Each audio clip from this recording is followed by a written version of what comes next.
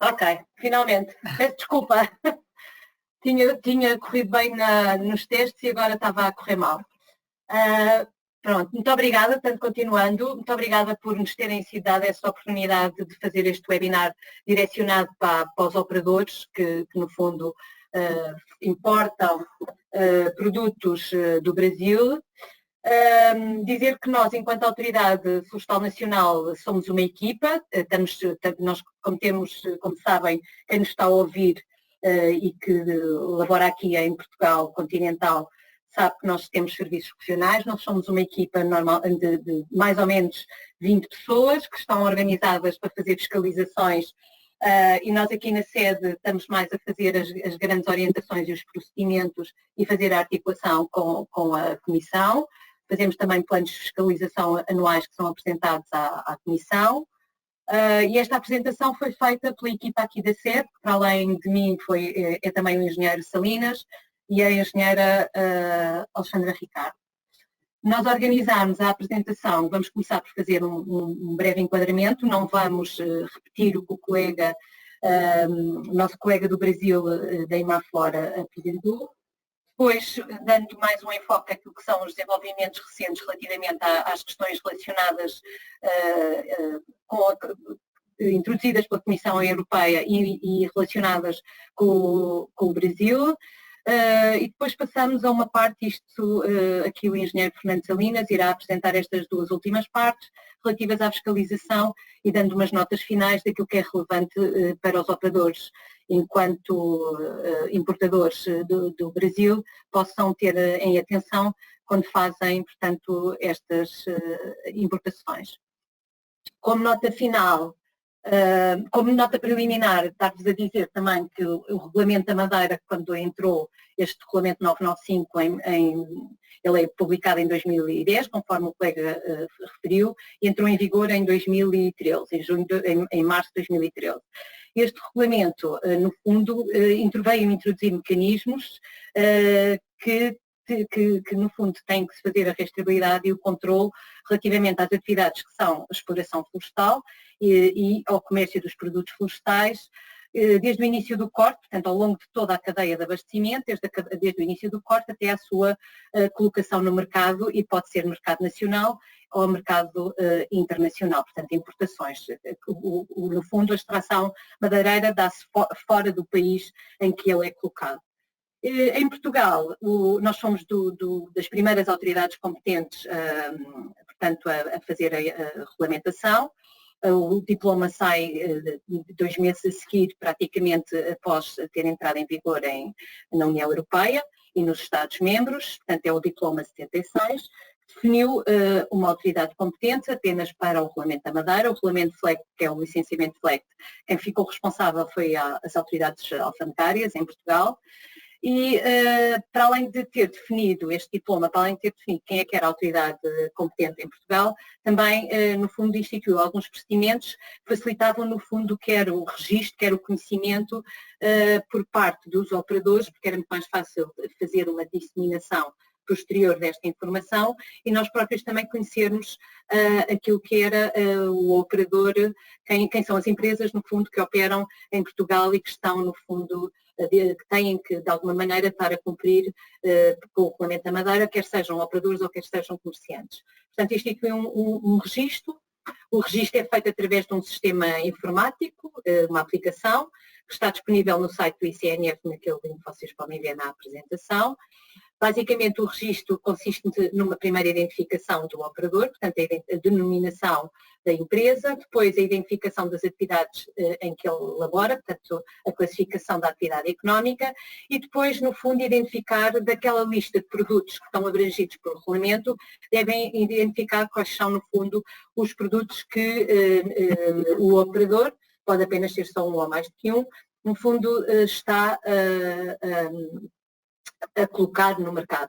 Este registro é possível ser atualizado, portanto, e deve ser atualizado, quer no âmbito daquilo que é alterações dos dados e da identificação do operador, quer numa posterior adição, portanto, do produto que o operador, porventura, queira adicionar ao seu registro. para além daquilo que eram os procedimentos e a definição do que era a autoridade competente, como o regulamento é um regulamento comunitário, é de aplicação direta aos Estados-membros, portanto, os conteúdos daquilo que são as obrigações, quer dos operadores, quer dos comerciantes, estão definidas nesse regulamento. No entanto, o regime sancionatório, portanto, aquilo que é a contraordenação daquilo que está já previsto no regulamento, é definido por a legislação nacional de cada Estado-membro e, portanto, este Diploma Legal 66 definiu o que são as contraordenações, a sua listagem, o montante das coimas e aquilo que é possível, no fundo, ser adicionado após as sanções, quando são atribuídas por algum motivo. Entrando então num bocadinho daquilo que na fase seguinte da apresentação, naquilo que é o enquadramento, dar-vos nota de que, como nós soubemos que o colega anterior, os colegas do Brasil iam apresentar mais iam focar a sua apresentação no regulamento em si do 995, nós achámos que era-vos útil passar aqui um bocadinho daquilo que é a mensagem do regulamento posterior, que saiu em 2012, e que tem a ver com o regulamento de execução, que no fundo estabelece aquilo que são as medidas e clarifica relativamente àquilo que são as medidas do sistema de licença de vida e, para além disso, aquilo que são também algumas obrigações das organizações de monitorização. As organizações de monitorização, penso que ainda não foram referidas hoje neste webinar, consistem, no fundo, em empresas ou organizações que podem desenvolver sistemas de licença de vida e os disponibilizam ao seu operador, portanto, no fundo, prestam serviços para que os operadores possam recorrer relativamente àquilo que é a adequação das suas atividades no âmbito do Regulamento da Madeira. Centrando um bocadinho naquilo que aquilo que está definido neste regulamento de execução, portanto, desde logo ele diz à partida e define como é que o sistema de licença de vida deve ser efetuado, portanto, dizendo que ele aplica-se para cada colocação no mercado, portanto, pode-se ter, de facto, um sistema o operador pode dispor de um sistema de licença de vida relativamente aos seus procedimentos, é desejável que o tenha, até escritos, e depois tem que fazer a adequação daquilo que são os seus procedimentos a cada colocação no mercado que faça, neste caso em concreto, do Brasil. Portanto, em cada colocação que é efetuada por parte do operador, deve ser avaliado o cumprimento e a sua adequação relativamente àquilo que são os procedimentos e medidas que estão inseridas dentro deste sistema de licença de vida. Também vai clarificar o que é que são as informações relativas ao fornecimento da madeira e dos seus produtos, portanto, definiu e concretizou o nome científico da espécie florestal, a região, a localização da concessão da extração, a avaliação do risco da extração ilegal e depois veio também dizer e clarificar que este risco não é um risco que deve ser avaliado num determinado país, mas deve ser focado em determinadas regiões desse mesmo país. Também veio clarificar que é necessária a manutenção dos registros por parte dos operadores no máximo por 5 anos, no mínimo, peço desculpa, por 5 anos, e que os operadores, isto é bastante relevante, que são os operadores que no fundo têm as obrigações de poder demonstrar o modo como é que estas operações ou estas informações são analisadas em relação àquilo que são os critérios definidos no sistema de licença de vida, que, como vocês sabem, tem as 3 componentes, que é a parte da informação, a parte da avaliação do risco e depois, caso exista risco, a forma como é que o operador procede para a minimização do risco, até o risco ser considerado desprezível e só após estes procedimentos e estas atividades serem exercidas por parte do operador é que o operador deve então colocar o produto no mercado europeu. Relativamente às questões de avaliação do risco, que de facto são aquelas que mais dificuldades trazem ao operador, no sentido de poder, de facto, saber até que ponto eu fiz um procedimento de avaliação e de atenuação do risco adequado para aquilo que é o desejável no âmbito do regulamento.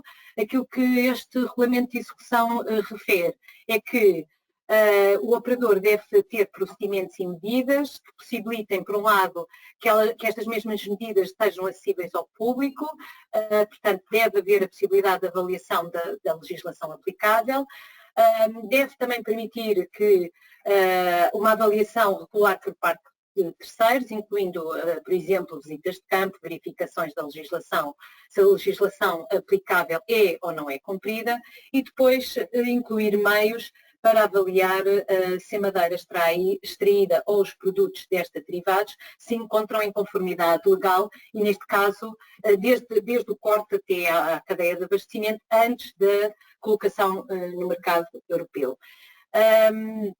Estes procedimentos e estes meios de verificação, no fundo, têm que ser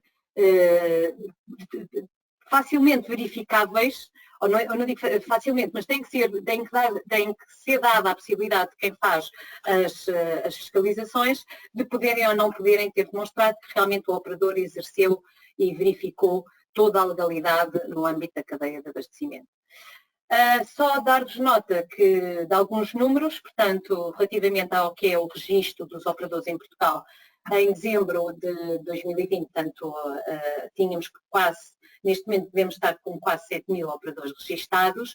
Existem 549 classificações económicas diferentes na totalidade dos operadores registados em Portugal. Atenção que este registro de operadores inclui igualmente os operadores que estão ou que se localizam quer na região autónoma da Madeira, quer na região autónoma dos Açores.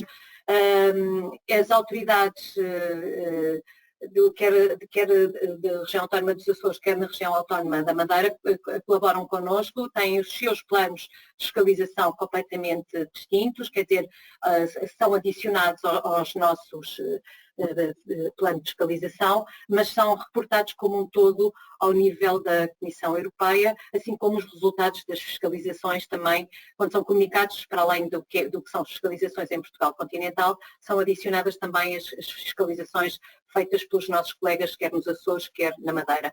Os procedimentos são iguais, portanto foram definidos em conjunto e praticamente nós em Portugal temos os mesmos procedimentos de fiscalização. Relativamente àquilo que são, no fundo,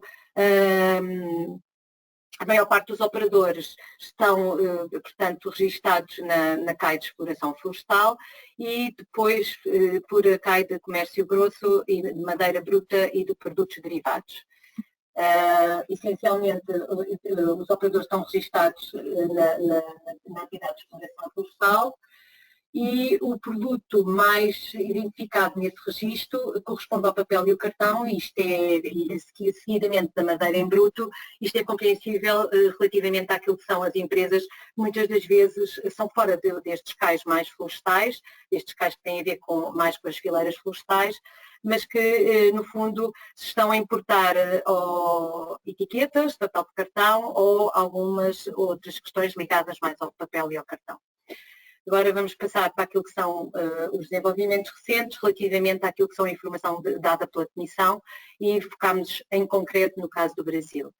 A Comissão, após a saída do regulamento, e quer do regulamento principal, quer do regulamento de execução, elaborou um conjunto de documentos de orientação, que são denominados guidances, para que os Estados-membros, no fundo, pudessem fazer aquilo que era a implementação do regulamento e sua atividade de uma forma mais harmonizada. E também disponibilizou, também não era só unicamente para a parte das autoridades competentes e dos Estados-membros, mas também para, no fundo, dar algumas clarificações relativamente aos operadores e aos comerciantes daquilo que era a aplicação do regulamento na União Europeia. A primeira grande orientação, e que é de facto a que é mais densa, saiu em 2016, ela clarifica os conceitos mais básicos ou essenciais daquilo que são o regulamento da madeira, nomeadamente o que é considerado colocação no mercado, a complexidade da cadeia de abastecimento, como é que ela poderá ser tratada em alguns exemplos, a declaração do que é a obrigatoriedade dos documentos comprovativos da conformidade da madeira com a legislação aplicável em cada estado onde ela é realmente, onde é feita a exploração florestal.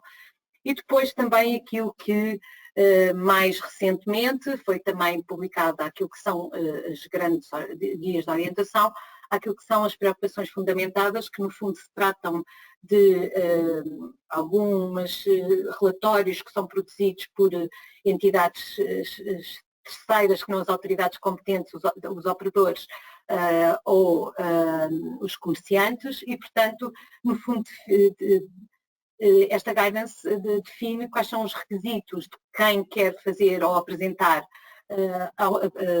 preocupações fundamentadas aos Estados-membros ou à Comissão Europeia, como é que os deve fazer e quais devem ser os desenvolvimentos que as autoridades competentes devem ter relativamente à apresentação dessa preocupação fundamentada. Mais recentemente foram também publicadas documentos de orientação relativos às medidas de atenuação do risco, nomeadamente naquilo que, no fundo, são os procedimentos e algumas medidas relativas à mitigação. Isto realmente é, como referi, é realmente uma dificuldade por parte dos operadores em saberem se adequar o que é suficiente ou que têm ao seu dispor para fazerem enquanto aquilo que é a sua atenuação e avaliação do risco e depois realmente o que é que poderão no fundo, como é que o operador se pode posicionar naquilo que pode ser a sua atividade relativamente àquilo que é a sua mitigação, até ser o risco considerado desprezível. Existe também mais no fundo, uma outra documento de orientação que no fundo também clarifica aquilo que é o exercício da diligência de vida e no fundo quais são os requisitos que o sistema deve ou não deve conter adequando àquilo que é as suas obrigações ou aquilo que já está estipulado no artigo 6º do Regulamento 995. Esta guidance, houve algumas que, a primeira de 2016, ela foi traduzida por os serviços da Comissão, os Legal Services da Comissão, que no fundo fazem as traduções oficiais para os Estados-membros. Estas últimas guidance têm sido, não têm sido, são apenas disponibilizadas em inglês e, portanto, nós internamente disponibilizamos uma tradução que está disponível no site, mas que não, no fundo, não traduz com uma tradução oficial. Esta última guidance, no fundo, o que vem dizer é que o operador deve fazer ou exercer tudo o que é medidas e procedimentos até, no fundo, fazer com que o produto que está a colocar no mercado atinja um nível considerado desprezível e aí sim poderá colocá-lo no mercado. Caso contrário, deve-se abastecer ou deve não fazer a sua colocação no mercado. A Comissão também vai mais recentemente publicar um conjunto de síntese informativas por países, estão disponíveis para 11 países, o Brasil também foi disponibilizado, esta é no fundo o layout daquilo que é disponível para o Brasil em concreto e o link onde vocês podem aceder a todas estas informações é o que consta aqui neste slide. No fundo elas são designadas por Country Overviews e foram no fundo elaboradas de acordo com aquilo que eram as principais preocupações das origens relativamente aos produtos madeireiros, relativamente àquilo que eram países com maiores dificuldades em, por um lado, em saber demonstrar a adequação da legalidade no âmbito da extração e da cadeia de abastecimento até à colocação no mercado na União Europeia.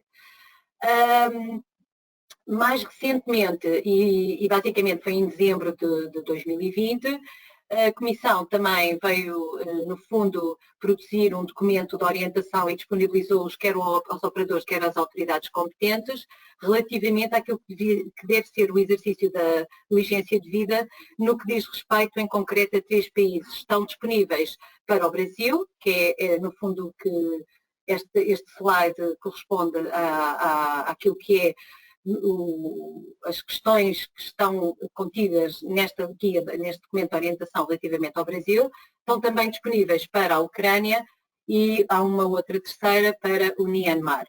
Esta orientação, no fundo, disponibiliza informações relativamente àquilo que se deve ter enquanto fatores de risco, referindo-os em concreto na bacia amazónica, referindo que, no fundo, existem subestimativas daquilo que é o volume de determinadas espécies autóctones valiosas, como seja o caso do IP, que tem que haver, de vez em quando, alertou para o facto de em algumas regiões também existirem madeira que são, há uma apropriação indevida dessa madeira, portanto isso faz com que haja prática de crimes violentos nestes locais.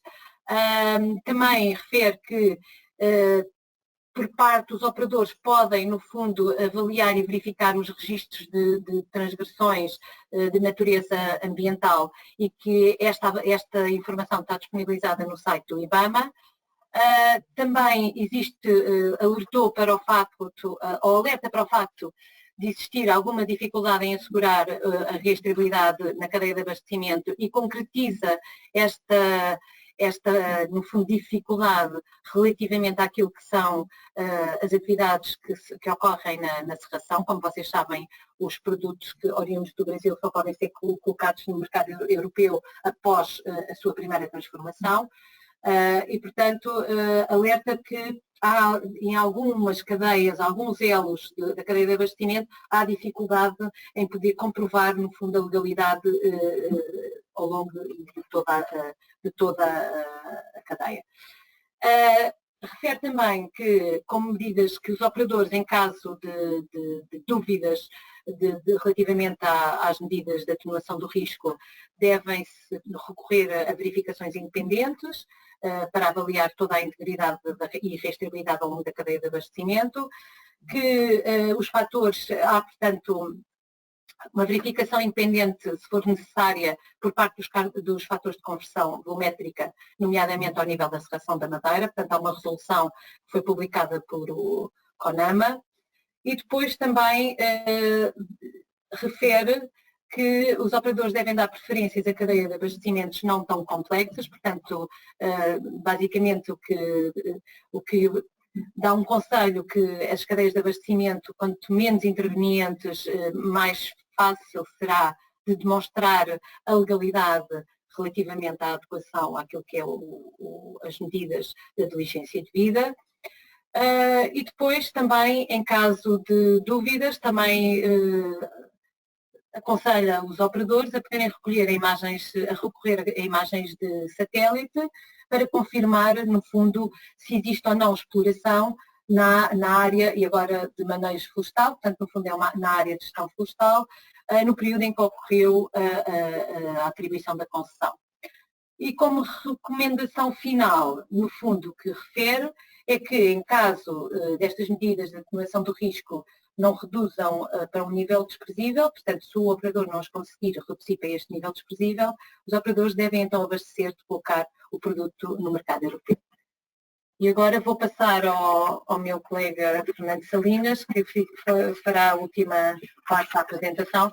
Eu já reparei que há alguns slides que no meu computador não apareciam desformatados, mas quando passamos para o modo de apresentação, alguma desformatação, peço desculpa por isso, pedimos desculpa por isso, mas há de ficar, depois nós quando vamos disponibilizar a apresentação e a apresentação depois aparecem estas sobreposições.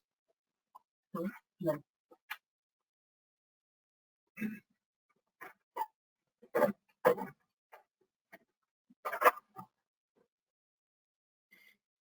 Ora, boa tarde a todos aqui em Portugal e bom dia aos que estão no Brasil. Vamos então continuar passando agora a um capítulo dedicado aos processos de fiscalização e aos resultados que eles têm gerado. Ora bom, o ICNF, portanto a Autoridade Competente em Portugal, inicia o processo através de um contacto com o operador. Portanto, o ICNF deliberadamente não faz fiscalizações de surpresa. E a razão fundamental tem a ver com o facto de sentirmos a necessidade de encontrar o interlocutor adequado do lado do operador. Portanto, alguém que não só disponha da informação, como esteja também em condições de explicar. E, portanto, fornecer, enfim, carregar todos os elementos indispensáveis a uma apreciação correta da situação. Portanto, daí que haja uma pré-notificação e a confirmação de uma data e de uma hora para se iniciar o processo. Durante a sessão de início de fiscalização, portanto, dispomos de um conjunto de formulários que são preenchidos e no final do seu preenchimento eles são coassinados pela equipe de fiscalização e pelos representantes da empresa fiscalizada. Normalmente há uma primeira verificação dos documentos que estavam disponíveis, enfim, que puderam ser disponibilizados na altura, sendo que se alguma informação, portanto, estava em falta e o operador não o pôde de imediato disponibilizar, portanto, é estabelecido um prazo para que isso seja feito. Aí, portanto, inicia-se um período de análise documental em que se procede a uma análise detalhada, aprofundada de toda a documentação recebida. Portanto, no sentido, obviamente, de se avaliar da sua coerência, da sua autenticidade, legitimidade das entidades que a produziram, o facto de terem que abranger a totalidade da cadeia de abastecimento, desde a floresta até o ponto de exportação, portanto, evitar a existência de lacunas. Daí resulta, e além da análise da documentação, evidentemente, a análise do sistema de diligência de vida da empresa e a forma como esse sistema foi aplicado à transação que foi selecionada para fiscalização. Daí decorre, portanto, a elaboração de um relatório relativamente detalhado, em que se apuram, enfim, as conclusões relativamente ao trabalho feito, e daí decorre também a tomada de uma decisão. Portanto, isso é o ponto 4. Depois o ponto 5 refere-se exatamente aos resultados. Portanto, há casos em que não há infração, e nesses casos, que é o caso B, eu vou começar por aí, portanto, sem infração. Pode haver uma situação, digamos que eu diria quase ideal, não há nenhuma medida corretiva a propor, portanto, não se identificaram deficiências. O caso mais frequente é aquele em que há deficiências que requerem medidas corretivas. Ainda assim, essas deficiências não foram entendidas, enfim, o seu nível de gravidade não correspondeu à figura da infração. Daí estarem categorizadas como sem infração. No caso A, que é o primeiro caso, portanto, era uma situação em que se identificou, digamos, que havia indícios fortes de infração e, portanto, aí é aberto um procedimento contraordenacional, depois segue o seu curso, portanto, nos termos da legislação nacional, portanto, a autoridade competente tem a competência para aplicar uma coima, recorrendo, digamos, à grelha que está definida no Decreto-Lei 76 de 2013, se o operador eventualmente não estiver de acordo, pode recorrer para os tribunais e, portanto, aí inicia-se um processo em tribunal em que, portanto, depois é a decisão judicial que vai prevalecer. Portanto, isto, digamos, descreve um pouco o esquema dentro do qual decorre o nosso processo de fiscalização no âmbito do RUEM.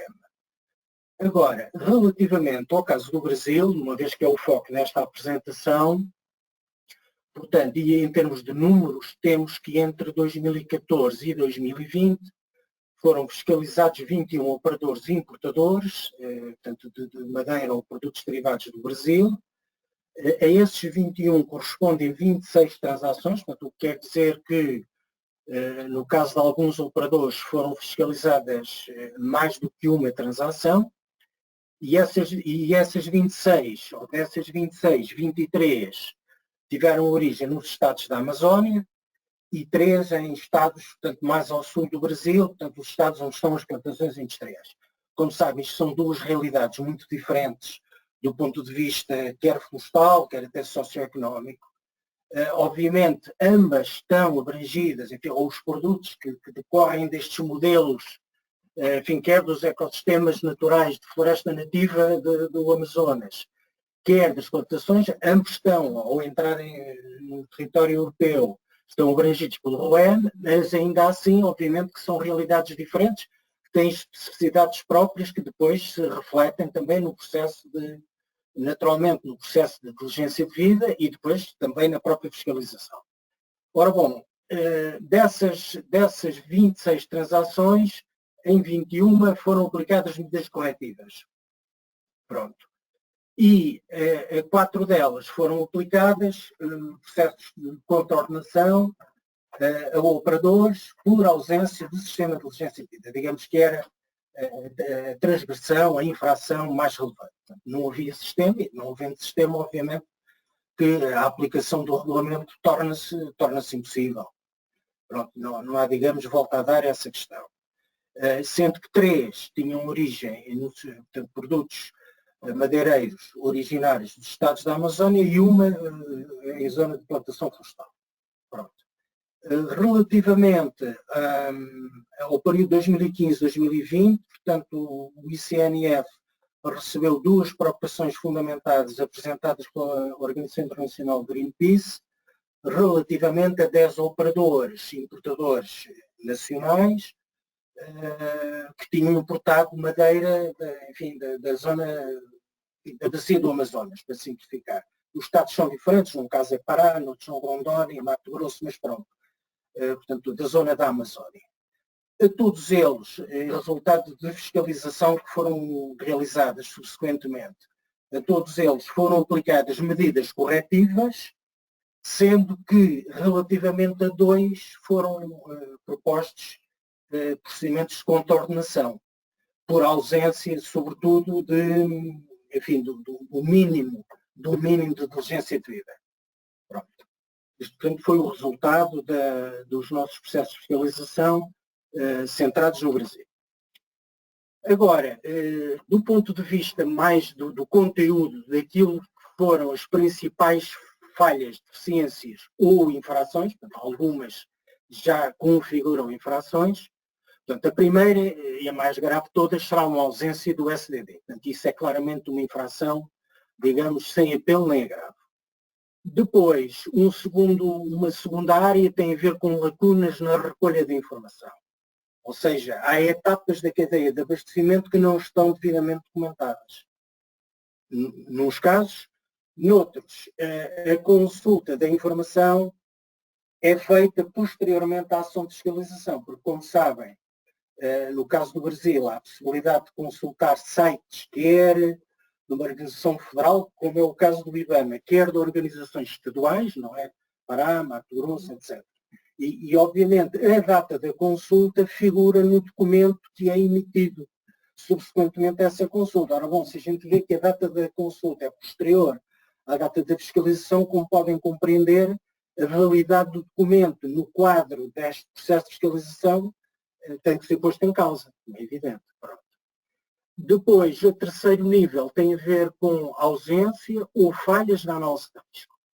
E, portanto, isto, conforme a minha colega já disse anteriormente, quer dizer, o operador tem que mostrar a evidência de que exerceu a diligência devida, o que implica avaliar o risco. Tem que haver alguma prova material de que isso foi feito. Pronto.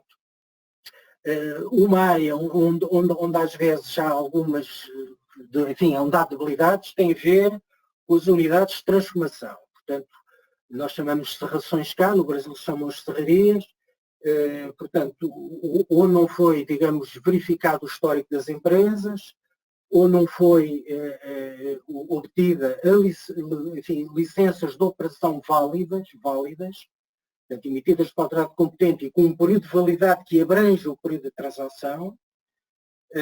Há situações de risco de contaminação com madeira de outra proveniência que também não estão devidamente salvaguardados. E, conforme a minha colega também há pouco referiu, a questão das taxas de conversão volumétrica, porque isto no Brasil está regulamentado por resoluções do CONAMA, que é o Conselho Nacional do Meio Ambiente, e, portanto, não podemos ignorar que isto está em vigor e que, de resto, faz todo o sentido, porque é uma das formas exatamente de controlar, digamos, a legitimidade e a legalidade da cadeia de abastecimento. Portanto, é importante que o operador esteja ciente disso. Outra questão tem a ver com a validade da documentação. tem-nos aparecido por vezes documentação, digamos, o documento é o adequado, só que o seu período de validade não engloba a data, digamos, que seria a data lógica no quadro daquela transação, não é? Ou é anterior ou é posterior. Pronto, obviamente que isso invalida, não é? Invalida a consideração desse documento como documento válido no processo. E, finalmente, casos em que pronto, o risco foi avaliado mais ou menos satisfatoriamente, mas depois, no caso de haver risco não desprezível, não são visíveis medidas de atenuação do mesmo. Pronto. Agora, portanto, só uma recordatória rápida de alguns pontos relativamente à avaliação de diligência de vida, enfim, isto com foco no Brasil. Portanto, na recolha de informação, portanto, aí esse slide, depois, enfim, quando a apresentação vos for partilhada convosco, poderão ver com mais atenção. Portanto, listam um pouco os documentos, enfim, alguns dos documentos da primeira fase da cadeia produtiva, desde as autorizações de exploração, depois às guias, os diferentes tipos de guias de transporte, etc. Portanto, a ideia é que se possa reconstituir toda a cadeia de rastreabilidade do produto. A interligação entre os documentos, porque no Brasil há várias peças deste processo que podem ser interligadas, ou seja, há um determinado documento que refere o documento precedente. Portanto, isto permite estabelecer um encadeamento lógico e é preciso que o operador esteja ciente disso e esteja atento, não é? Para ele próprio não se deixar enganar. E depois aí, portanto, enfim, sublinhamos novamente a questão da taxa de conversão volumétrica, que é um ponto que tem, enfim, com alguma frequência sido negligenciado pelos operadores. Quanto à avaliação de risco, portanto, já falamos da questão do histórico das partes envolvidas. Portanto, estas informações, por isso, designadamente o IBAMA, dispõe, e isso é fácil porque enfim, a forma de referir a entidade, porque as entidades, tanto do Brasil como cá, enfim, em todo o mundo, às vezes mudam de nome, enfim, por boas e por menos boas razões. Mas o número, enfim, no nosso caso será o NIF, no caso do Brasil, é um número, enfim, eu agora não me recordo, mas pronto, tem digamos, o equivalente ao NIF português, que permite entrar no sistema, identificar aquela empresa e saber qual o seu histórico em matéria de, digamos, autuações na área ambiental. É evidente que há processos que ainda estão abertos, outros estão encerrados, as razões podem ser diversas, mas é evidente que ao estar a lidar, por exemplo, vejam os casos que estão aí, uma diz nada consta, portanto, a empresa tem o cadastro limpo, na outra à direita diz que existe uma pendência de embargo, portanto é preciso, há qualquer coisa que deve levar o operador a ser no mínimo mais cauteloso e obviamente do ponto de vista da avaliação de risco isto faz acrescer o risco e isto é um elemento de informação que é do domínio público e que não pode ser ignorado. Passando agora às medidas de atenuação, bem, a minha colega já referiu isso, enfim, de passagem. Obviamente, há 4 elementos fundamentais. Uma é a recolha de informação adicional. E aí está o exemplo, enfim, há embaixadas de países que podem fornecer informação. Pronto, é uma via, mas pronto, há outras vias de completar a informação adicional que possa vir a ser necessária. A verificação por terceiros. As auditorias de campo, obviamente, independentes, enfim, ou tão independentes quanto possível. E, finalmente, os testes laboratoriais que se podem realizar para, enfim, referir determinados aspectos ou confirmar a origem do material. Como nota final, ou notas finais, portanto, recordar que a diligência devida e, por definição, obviamente, tem que ser exercida previamente à colocação do produto no mercado. Quer dizer, portanto, antes do operador tomar a decisão de realizar uma determinada transação, deve exercer a diligência devida e deve, portanto, recolher informação, avaliar o risco, atenuá-lo se necessário e depois aí decidir se o senhor avança ou não avança. Portanto, há casos em que nós claramente percebemos que não foi isso que aconteceu. Pronto. Portanto, a análise de informação, a avaliação dos intervenientes, quer dizer, esta questão da idoneidade dos intervenientes, da veracidade dos documentos, da sua validade, prazo, etc. Quer dizer, isto é importante que os operadores tenham isto presente. Portanto, a recolha de informação adicional, e pronto, este quarto ponto, eu estava no slide anterior, portanto não vou repetir. E então, digamos, o elemento final que é relevante, que é a mensagem que hoje a Comissão Europeia, a União Europeia e os Estados-membros passam é só colocar no mercado quando o risco, digamos, de uma forma, na sequência de um processo relativamente diligente de diligência devida, portanto, só colocar no mercado se o risco for desprezível.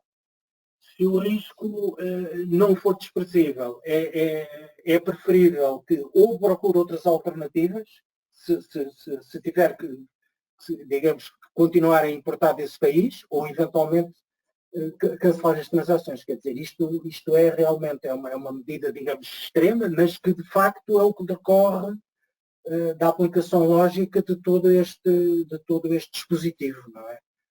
Ligado ao Regulamento da Madeira.